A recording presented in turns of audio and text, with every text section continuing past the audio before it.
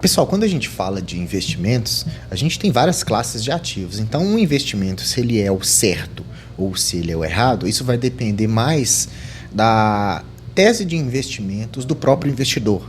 E, às vezes ele compra ou investe em uma empresa que está com um potencial de crescimento grande, esperando receber dividendos dessa empresa. Isso vai frustrá-lo, mas não necessariamente essa empresa será ruim. Ou temos o contrário. Às vezes ele quer comprar ou investir em uma empresa para valorização das ações ou para crescimento dessa própria empresa, só que é uma empresa já bastante consolidada no mercado, onde ela não vai ter pouco espaço ali para esse crescimento exponencial e ela vai optar por pagar dividendos. Então isso vai depender mais se é certo ou errado ter essa ação para você, de acordo com o perfil. Aqui a gente pode fazer um exemplo, que é o caso do nosso estudo, o Banco Pan, que é o antigo Banco Pan-Americano. Ele é um banco digital, 100% digital, onde ele está numa fase mais para crescimento. O que é crescimento? Crescimento da sua carteira de crédito, crescimento dos serviços, crescimento do número de clientes. É diferente, por exemplo, de um Banco do Brasil, que já é mais consolidado, que já tem uma receita bilionária, lucros bilionários, já tem uma carteira de clientes enorme. É claro que ainda há espaço para crescimento, mas em comparações, a gente vê que o Banco Pan-Americano, ou Banco Pan, ele tem esse potencial de maior crescimento do que um Banco do Brasil. Ora, o Banco do Brasil tem mais potencial de pagamento de dividendos do que o Banco Pan, porque são fases diferentes. Então, se vai frustrar você ou não, vai ser essa sua própria escolha. Eu estou falando isso porque a gente vai analisar aqui hoje o Banco Pan, e ele está nessa fase de crescimento. E ele é um banco digital, é diferente dos outros. Então não espere ter os mesmos resultados. Resultados positivos no Banco Pan a gente tem sim, pessoal. Então quando olhamos os crescimentos, é um banco que vem crescendo trimestre a trimestre. A gente pode perceber que os indicadores de crescimento como clientes vêm crescendo de 2020 até o quarto trimestre de 2023, saindo de 7,6 milhões para 28 milhões de clientes. Então isso é um crescimento bastante exponencial. A carteira de crédito dele também vem crescendo, começando com 28 bilhões e hoje fechando com 41,8 bilhões. E é uma das características principais de um banco, mesmo que ele seja digital, é expandir sua margem de clientes, expandir a carteira de crédito. Porque o que um banco faz? Ele pega o dinheiro, empresta dinheiro, recebe juros, investe em vários produtos e vai crescendo consecutivamente. Tá? Então ele é um banco pequenininho, que está em constante crescimento, trimestre a trimestre, a gente pode perceber. E o que esse banco faz? Ele trabalha, olha só, com os serviços de banking, que é os serviços online, né, a sua conta bancária, ele tem a parte de seguros, ele tem um marketplace dentro do próprio banco, com alguns produtos ali em promoções, algumas parcerias, ele oferece, na maior parte, o seu crédito, que é onde ele vai realmente ganhar o dinheiro, e tem também uma parte pequena ali para os seus próprios investimentos. E dentro dessa carteira de crédito do seu portfólio, ele trabalha em segmentos diferentes dos seus clientes. Então, na maior parte da sua carteira, quando a gente faz uma análise, em 38%, a gente percebe que são financiamentos de veículos. Depois, uma parte em 39%, crédito consignado, tá? Um parêntese para o crédito consignado, que é uma parte interessante que o Banco Pan vem forçando, porque o crédito consignado, ele visa uma maior segurança, porque a taxa de inadimplência ela é menor, porque afinal de contas esse dinheiro que o cliente pega já é diretamente descontado na folha de pagamento ou no FGTS, por exemplo. Então o risco de inadimplência é menor. Por isso que o banco vem forçando essa questão do crédito consignado. Também trabalha ali com financiamento de motos, cartões de créditos, o próprio FGTS em si, empréstimo pessoal também, uma menorzinha parte, dentre outros serviços, né, pessoal? Quando a gente faz uma análise da sua rentabilidade, das suas receitas e lucros ao longo de vários anos, ou seja, dos últimos 10 anos, de 2015 até 2024, a gente vê que ele vem numa receita ondulatória, mas levemente crescente. E outra coisa importante da gente analisar também são os seus lucros. O lucro líquido ele segue bem estável, com uma margem pequena ainda, porque o banco ainda não tem esse potencial todo de ter uma alta lucratividade, porque parte desse lucro é o quê? é dividido entre outros produtos para fazer o banco crescer mais. A gente vai ver isso na DRE, você vai conseguir diferenciar essas questões para que você saiba onde você está investindo seu dinheiro. Mesmo com uma margem de lucro pequena e um crescimento de receitas, será que foi um bom investimento? Quem investiu nos últimos 10 anos no Banco Pan contra alguns outros índices, a gente tem aqui, que eu gosto sempre de trazer, o gráfico de rentabilidade dos últimos 10 anos. O Banco Pan venceu em 260% o IFNC.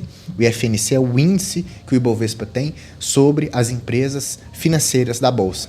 Todos os bancos, todas as financeiras, todas as fintechs e todas as seguradoras. Então, quem investiu no Banco Pan teve essa rentabilidade maior, né, de 2019 para frente, com mais prosperidade, totalizando 260% contra 175% desse próprio índice e contra 74% das small caps. Então, mesmo que um banco que não remunere o acionista com dividendos fortes, dividendos constantes ou recompra de ações, é um banco que remunerou pelo crescimento da sua cota. Então, veja a diferença. O crescimento da ação, mais dizendo, né? Então, veja, com esse crescimento exponencial da sua carteira de crédito, com o crescimento das suas receitas, com esse lucro estável, o banco vem sendo bem recomendado pelo mercado. E se ele é bem recomendado, todo mundo compra essa ação e o preço da ação sobe. Por isso, aquela rentabilidade. Se a gente for lá nos últimos 12 meses, hoje custando R$10,05, ele teve um crescimento ali de 26%. Para 12 meses, num momento onde a gente tem um cenário de juros alto, onde a gente tem um Ibovespa, teoricamente, ali nesse último ano em queda, a gente tem essas incorrências aí econômicas do nosso país bastante ondulatórias, a gente vê que é uma ação que vem desempenhando um valor muito interessante. Já chegou a custar um pouco mais caro, mas ainda está num preço ali razoável quando a gente olha alguns indicadores, mas a gente vai ver se realmente o preço está atrativo ou não, depende do ponto de vista. Então, para a gente entender esse cenário e ver que esse banco cresceu, ver que a margem de clientes cresceu, vamos dar uma olhada no segundo trimestre de 2024, que é importante para a gente consolidar todo esse nosso raciocínio, tá? A gente vê que ele ainda continuou crescendo, olha só, já está com 30 milhões de clientes, né, crescendo ali 16% de forma anual, 4% de forma trimestral. A carteira de crédito já passou para 49,2 bilhões de reais, crescendo 29%, crescimento exponencial. Lucro líquido, 11% em comparação com o ano passado, mas com o primeiro trimestre já teve uma pequena queda. Veja, mas de qualquer forma, lucros positivos, né? E um ROI de 11,7%, nada do que fuja muito de um banco que está em crescimento, ok? Onde ele está se forçando mais nesse trimestre, onde houve o maior crescimento dessa sua carteira de crédito, a gente percebe que ele ainda continua forte no segmento de veículos, com 54% das participações desses 49 bilhões da sua carteira de crédito. Logo atrás, em 40%, segue o consignado mais o FGTS, lembra, trazendo esse potencial segurança para a carteira. Depois, cartões de crédito em menor parte, empréstimo pessoal apenas 1% da carteira, que é um percentual mais arriscado. E os runoffs também, ali compreendendo apenas 1% da sua carteira. Se a gente olha segmentado, né? Então a gente vai ver ele por partes, tá? Que é importante você entender esses números. Os veículos, os consignados e os créditos e empréstimo pessoal, destrinchando um por um aqui brevemente, a gente percebe que a evolução na carteira de veículos, né, crescendo trimestralmente, então cada vez mais ele vai fazendo mais novos financiamentos, aumentou 8% de um trimestre para o outro aí, né, tanto para a questão dos veículos, tanto para a questão das motos também. Então isso fomenta muito, né, e é fomentado pelo nosso mercado de maneira em geral. O marketing é muito agressivo para o consumo dos automóveis aí também, nosso transporte público não ajuda muito, então isso tudo força o banco a ter uma carteira de crédito mais avançada no financiamento de veículos. Por consignado e FGTS, onde já tem diretamente o desconto ali, onde incorre menos risco para o banco, ele observa que o que ele fez? Os empréstimos e cartões de crédito para os servidores públicos, aposentados e pensionistas do INSS são mais pujantes, tá? Porque vem aumentando também de forma trimestral, tanto o empréstimo quanto o cartão consignado e também ali um pouquinho menor parte, né, do FGTS em si. Então também a gente vê crescimento nesse segmento. Por outro lado, visando uma maior gestão de risco, ou seja, uma melhor gestão dos seus riscos de inadimplência, ele deu uma freada nos limites de cartão de crédito. Então, com isso, emitiu-se menos cartão também. Ele deu uma segurada porque ele está fazendo como outros bancos digitais fazem. Eles vão liberando limites do cartão de crédito a partir do consumo daquela pessoa. Antes, era oferecido um limite muito alto, a pessoa acabava se empolgando e incorrendo em inadimplência. Agora, com um limite menor, o banco dá uma freada nessas questões, tá? Então ele criou essa maneira ali de build your credit, né? Que é cresça o seu crédito de acordo com os crescimentos da sua fatura e você ir dando conta de pagar, ele tá vendo que você está sendo ali um bom pagador. Já a carteira de empréstimo pessoal, que vem crescendo também, mas compreende aquele 1%, né? Faturou ali 508 milhões de reais nesse trimestre, frente a um 334 no trimestre passado, tá? Ou no trimestre do ano anterior. Então, o crescimento também, veja que ele vem crescendo de forma constante em todas as suas linhas, né? Um banco que está sendo aí bastante comentado, até pelo próprio mercado em si, tá? A gente já vai ver recomendação de compra para ele ou recomendação de venda, depende. Vamos prestar mais atenção aqui nos números ainda, tá? E os outros serviços que compreendem a menor fatia também vem crescendo. Então, o banco vem crescendo em tudo praticamente, né? Ali nas suas carteiras de crédito, nos cartões, nos pagamentos, no Pix, ele vem crescendo esses serviços que, querendo ou não, dá uma receita a mais pro banco. Uma coisa importante da gente analisar numa carteira de crédito é a sua inadimplência, se as pessoas estão pagando ou não. Ou melhor, na sua inadimplência de longo prazo, que é a maior de 90 dias. Quando a gente olha aqui o gráfico, a gente percebe que a inadimplência acima dos 90 dias, ela vem em estado mais estável, overnight, tá? Está escrito aí 6,9%, já esteve maior no ano passado em 8%, então o banco freando aquelas questões dos cartões, sendo mais resiliente e sendo mais criterioso na escolha do crédito, ele conseguiu diminuir essa inadimplência. Quando a gente pega, então, desse trimestre geral, analisando rapidamente 3 pontos aqui na DRE, a gente vê o quê? A sua margem financeira contábil, faturando ali 2,3 bi, gerou um lucro de 211 milhões, que foi 3% menor do que o trimestre passado, mas 211 milhões de lucros para uma empresa que tem uma provisão de crédito aumentando também 718 milhões, tá? E também ali um gasto, ou seja, um investimento nos outros serviços, né? Nas despesas administrativas, as despesas com as comissões para que cada vez se capte mais uma carteira de clientes maior. Então o banco acaba gastando um pouco mais nessas questões para que ele cresça exponencialmente. Lembre que é um banco que está em fase de crescimento, não é um banco que vai pegar parte desse lucro líquido e distribuir tudo de dividendos. Ele quer investir para crescer mais, porque afinal de contas ele é um banco ainda muito pequenininho, tá? Se a gente olha alguns indicadores fundamentalistas que ajudam a gente a fazer uma média sobre comprar ou não, sobre a atratividade de investir ou não, ele é um banco digital que está sendo negociado como fintech. E você sabe que comprar fintech na Bolsa de Valores não sai barato, sai caro. Aqui, o PL, 20,82. Então, você compra banco para segurar por longo prazo, é segurando esse banco 20 anos para ele te devolver o seu retorno.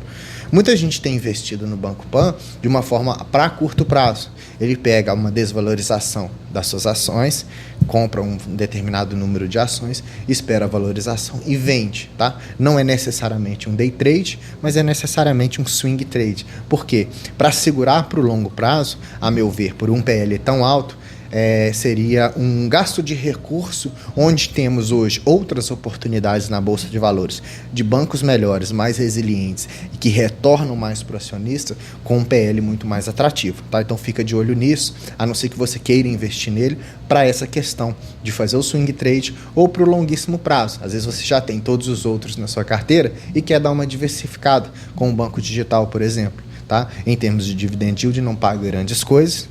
A sua margem líquida ainda é muito pequena, porque banco em fase de crescimento ele vai gastar a sua liquidez, ou seja, o seu lucro com outros investimentos. Um ROI de 8% é um ROI baixo, né? A nível Banrisul, por exemplo, mas Banrisul retribui mais para o acionista, tá? Mas com isso, com essas características, ele tem um crescimento de receitas e de lucros bastante positivo, 16% e 25% respectivamente para cada um deles. Então, um banco que você tem que entender que quando você vai investir nele, você está investindo em um crescimento, é uma ação para crescimento, não uma ação para dividendo. Hoje, no mercado, ele vale 12 bilhões. O BTG Pactual é dono de quase a totalidade, 75% do Banco Pan é do BTG, ou seja, ele tende a ter uma gestão agressiva de crescimento. O BTG faz muito isso, com esse crescimento agressivo dos seus produtos, tá? Só tem 22% de free float, mas tudo bem até aí. É uma liquidez ok para quem é pequeno investidor, 100% tag along, tá? É um banco que vem ali oferecendo lembre sempre desse crescimento. De qualquer forma, no seu estatuto, vem escrito que, depois dos 5% de reserva legal que ele precisa retirar e guardar, ele pode devolver ali valores não inferiores a 35% do lucro líquido respectivo do exercício. Então, ainda assim, a projeção para pagamento de dividendos.